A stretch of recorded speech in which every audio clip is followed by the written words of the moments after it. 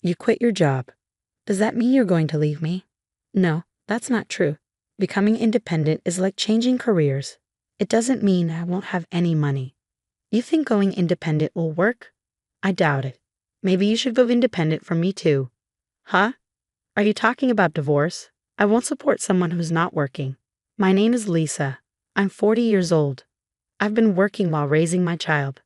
I didn't work after my daughter was born, but I was lucky to get my old job back when she started elementary school. I mainly work from home now. My daughter is in 6th grade, and I think it's time for me to try something new at work. My husband is also 40. When we married, he was a salesman with good prospects. He was confident in his job, but he switched jobs 3 years ago, hoping for a better salary. Instead, his salary went down, his benefits are worse, and he has to work overtime every day. My family lives on a farm in the countryside. My daughter has been helping them in the field since she was little. She loves visiting and working with her grandparents. My parents love doing field work with my daughter, but my husband hates the countryside and never wants to visit my parents' house. I'm going back to my parents' house for a week. How about you? I have work to do, so I'll stay here. I'm finishing up a project. I knew my husband wouldn't come, but we're a family, so I still ask. Even though he's not coming, it's polite to ask. When my daughter and I are at my parents' house, my husband calls me every day. It's fine if he's calling to check on us or show he cares, but he usually calls about trivial things. What should I eat today? Why not eat the leftovers in the fridge? I'm not in the mood for that. Then cook something yourself. Why should I? I'm tired. Yeah, you've worked hard. Where are my clothes? They're in your usual drawer. What's with the folding and cut corners? Well, you're on your own then. My husband has been like this the whole time we've been at my parents' house. So I mostly ignore his calls and messages. He also doesn't like it when we go to my parents' house. When we get back, the house is always filled with garbage. Mom, when we go to Grandpa's house, it always gets so messy. Yes, it does. Why do you always clean up the mess, Mom? He's the one making it. Shouldn't he clean up after himself? Of course. My daughter is also frustrated with my husband's attitude. Even though we're enjoying Grandpa's house, I hate coming home to a dirty house. My daughter feels the same way. Hey, can we leave early from Grandpa's house? Grandpa and Grandma must be tired from working in the fields. I wish I could help out. Thank you. Grandpa and Grandma would love that.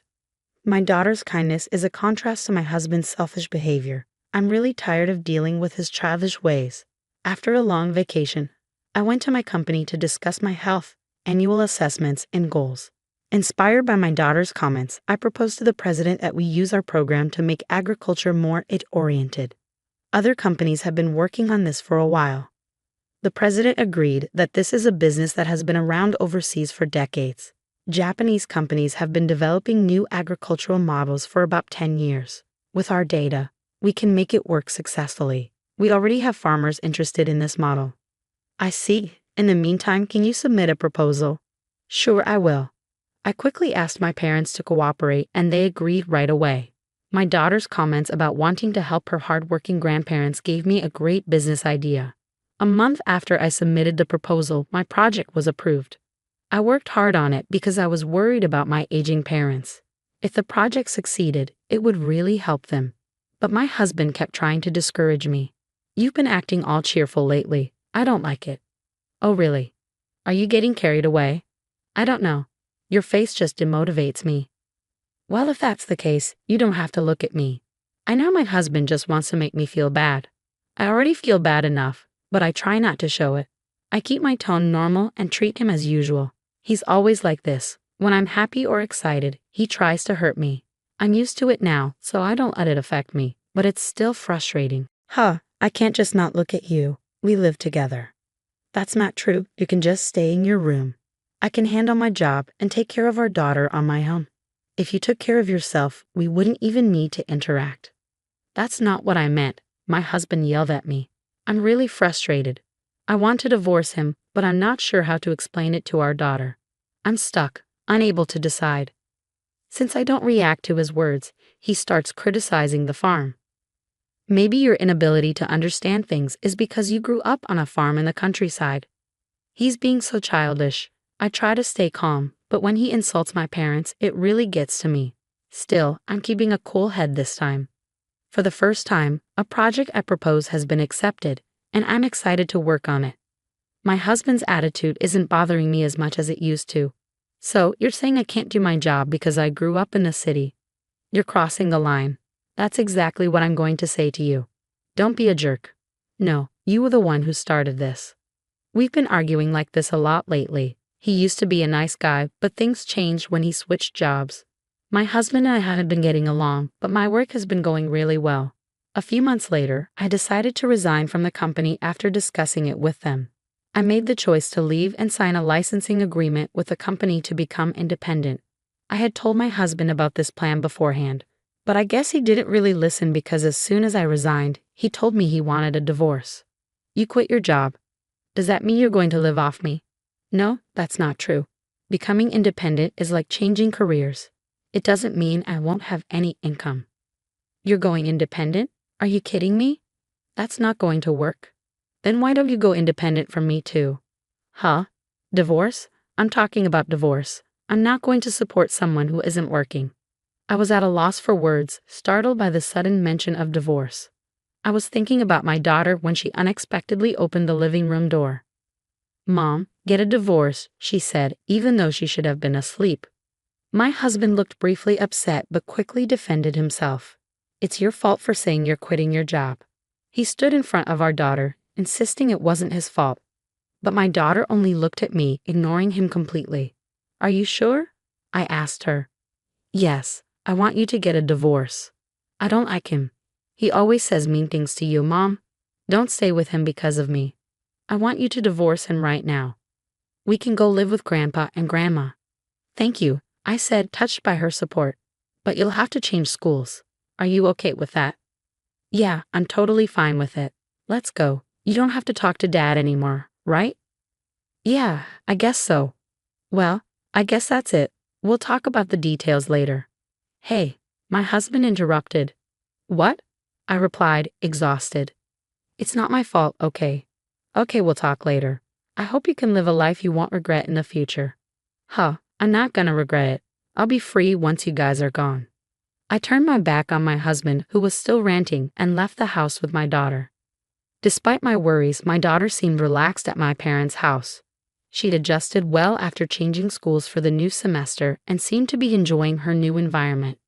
Once she was settled, my husband and I had another discussion about the divorce. He claimed he wouldn't pay alimony because, according to him, I was to blame. Normally, if it were my fault, he'd ask for alimony, but he clearly didn't understand what being liable meant. I will properly charge you alimony, I told him. Huh? Because you're the one who's liable, right? You're wrong. You don't know what you're talking about. How can I be liable? I didn't do anything. Exactly, you didn't do anything about the house or our daughter. I was the one struggling while you did nothing, but you sure took care of Mary, didn't you? What? He stammered as I laid out the evidence of his infidelity on a table. How did you get this? You didn't steal my phone, did you? You're being rude. Excuse me? You're the rude one. You're a married man. What were you thinking? And no, I didn't collect this myself. Then how did you get it? You're unemployed. How did you afford a detective? It was our daughter, I revealed. Huh. She's the one who collected all of this. After we separated, she told me she saw you walking arm in arm with a woman she didn't know.